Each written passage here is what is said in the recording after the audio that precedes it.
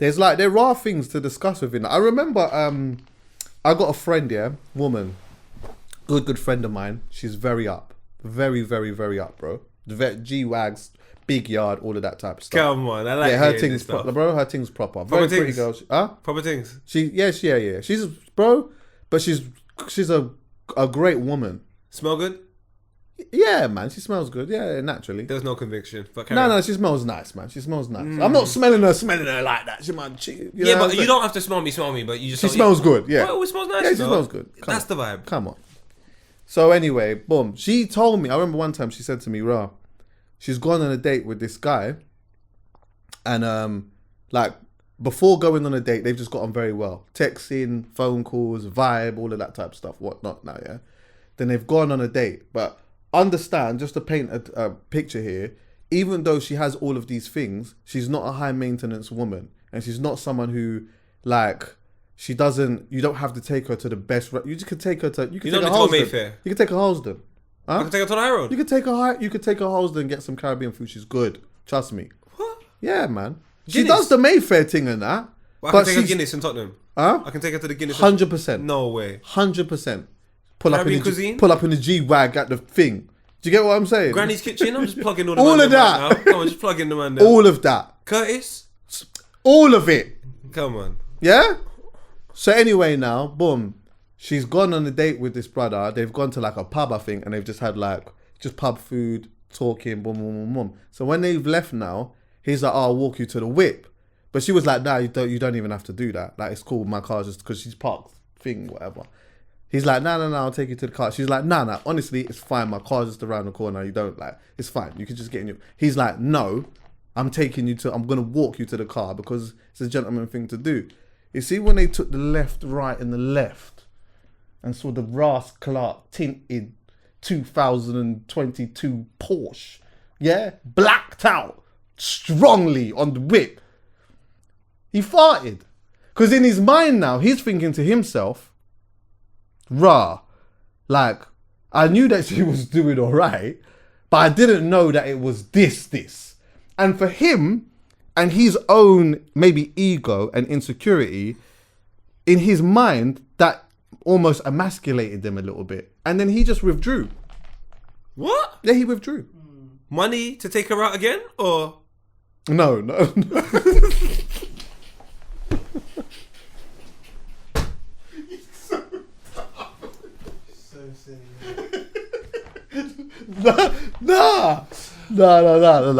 He was like, he just, it was just, she was just too up for him.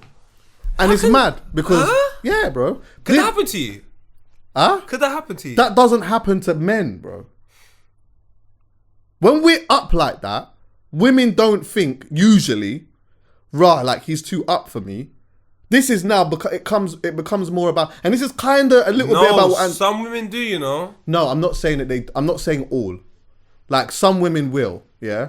But you'll find a lot of women, because you know what that shows, bro. What that shows to women essentially is he can provide.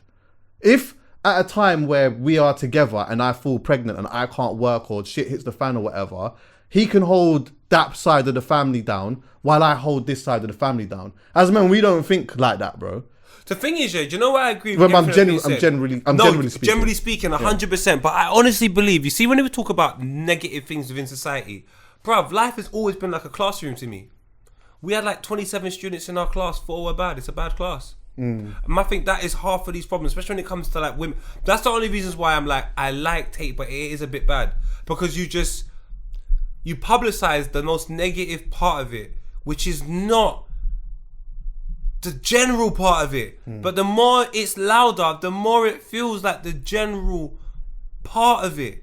And it even makes it sound a little bit more appealing sometimes. Right.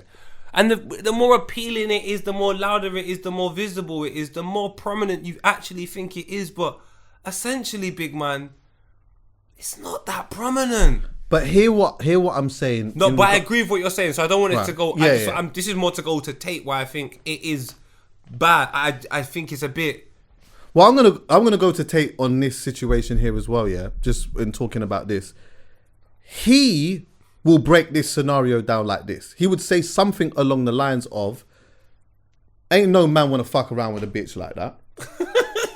What do you mean? She's got all her money. She's like, what? We can't, no, like, that's emasculating a man. Like, men don't want that. Men want a woman who is inexperienced and that doesn't have money like that. So we can be the man in the house. So we can do this. So we can do that, and blah blah blah and whatever. And he'll go off onto a tangent into why what she's got makes her a useless person and like not someone that is an attractive person. Now, in essence, he's not wrong. But you could say the same thing in a way where it opens up a conversation about why that actually is, as opposed to like downgrading or shitting on a woman for being successful. Because ultimately it is mad. And we should, as men, have conversations about that. Why does that? In fact, why does it? Instead of us saying, you know what? Fuck that gal. I'm going with a 19-year-old. We should look at the fact that like, wait, why is it that? What is it about our ego that really like makes us feel that way? And is there anything that we could do in some way to possibly change that, to make our own lives and our own mind better and more sane? That's where I go with it. Do you know what's so crazy? Yeah, it's everything's to do with timing. Timing is so mad because we only speak from a place of experience. It's hard to speak from a place of hindsight when it hasn't happened. So when you speak from a place of experience, we don't even know how experienced or where you are within that journey anyway. So as men at our age, because maybe a lot of us within our field haven't settled down properly, we will have that perception. But if we had ourselves set at like 41, 42, and we're set, and we meet another girl that's set, maybe we wouldn't think that. But as we're getting set and we're building and we meet a woman, we kind of want that to be part of the story, so to speak, that the woman that built with us and so on and so forth. And we fall in love with that perception more than the reality of, does it even really matter? Like all of these ideas and concepts are built off one person. It's a belief. Right. And if I tell you and you agree and we can get 100 people to agree and 200 people, then this belief that this should be like this happens. 100%. Some things are not beliefs. Some things are now the way society is built up. It kind of has to be like that. Otherwise, it's just going to fuck up a lot of shit because all of these beliefs have now created this, whatever we have here. But the belief of what you're speaking about right now, I think it has a lot to do with an immature voice having a lot to say, and the older you are, you just don't even want to talk to everyone anyway. But if we had a lot more access to what a lot more older people thought, I don't think they would have to say that. I don't think 60-year-olds, and I don't think the majority of them would say it. I think people in very privileged positions in society would say it, but half of you are like Jeffrey Epstein anyway, so... Yeah, I hear that.